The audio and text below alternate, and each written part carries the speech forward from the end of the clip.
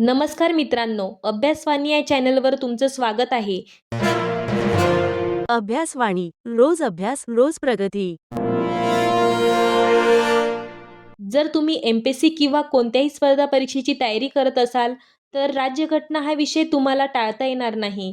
आजच्या या पहिल्या व्हिडिओमध्ये आपण पाहणार आहोत राज्यघटना म्हणजे नेमकं काय? राज्यघटना म्हणजे राज्यशास्त्राचा एक महत्त्वाचा भाग. राज्यघटनामध्ये आपण अभ्यास करतो शासन व्यवस्था कशी चालते, संविधान काय सांगतं आणि सरकार व नागरिक यांच्यातील नातं काय आहे. सोप्या शब्दात सांगायचं तर देश चालवण्याची संपूर्ण यंत्रणा म्हणजे राज्यघटना. आपण भारताच्या राज्यघटनेविषयी थोडक्यात माहिती पाहूया. 26 जानेवारी 1950 पासून अंमलात आलेल्या भारताच्या घटनेत सध्या एक प्रास्ताविका, 25 भाग आणि 12 अनुसूची आहेत. भागांचे विभाजन प्रकरणांमध्ये करण्यात आले असून प्रकरणांमध्ये एक किंवा अधिक कलमे आहेत. अर्थात काही भागांमध्ये प्रकरणे नसून थेट कलमे आहेत. भारताच्या घटनेत देशासाठी संसदीय शासन व्यवस्थेची तरतूद केलेली आहे. अशा व्यवस्थेत राष्ट्राध्यक्ष हा नामधारी कार्यकारी प्रमुख असतो, तर शासन प्रमुख हा खरा वास्तव कार्यकारी प्रमुख असतो. भारतात केंद्र स्तरावर राष्ट्रपती राष्ट्राध्यक्ष तर पंतप्रधान शासन प्रमुख असतात. राज्य स्तरावर राज्यपाल हे नामधारी प्रमुख असतात, तर मुख्यमंत्री शासन प्रमुख असतात. त्याचबरोबर भारताची संसदीय शासन व्यवस्था ही संघराज्य प्रकारची व्यवस्था आहे. अर्थात घटनेत भारताचे वर्णन संघराज्य न करता राज्यांचा संघ असा केलेला आहे.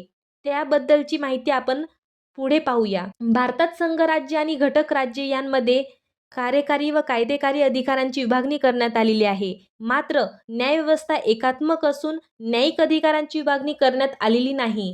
कोणत्याही शासन व्यवस्थेची 3 प्रमुख अंगे असतात: कार्यकारी मंडळ, कायदेकारी मंडळ, न्यायव्यवस्था.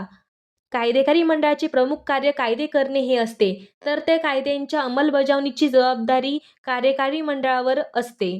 विविध प्रकारचे तंटे सोडवणे हे न्यायव्यवस्थेचे कार्य असते.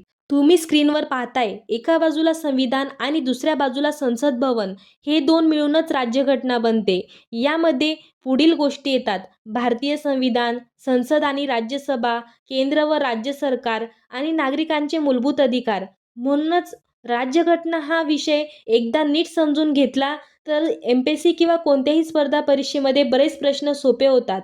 स्पर्धा परीक्षेमध्ये राज्यघटनावर प्रश्न हे फक्त पाठांतरावरच नसतात, तर एकच कन्सेप्ट वेगवेगळ्या पद्धतीने विचारली जाते. म्हणून या चॅनलवर आपण MCQ पाठ न करता कन्सेप्ट समजून घेणार आहोत, जेणेकरून प्रश्न कसाही विचारला तरी तुम्हाला उत्तर कळेल.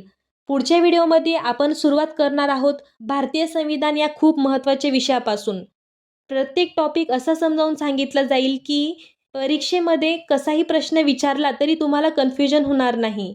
व्हिडिओ आवडला असेल तर चॅनलला सबस्क्राईब करा, कारण अभ्यासवाणी म्हणजे कन्सेप्ट बेस्ड लर्निंग. थँक्यू. अभ्यासवाणी रोज अभ्यास रोज प्रगती.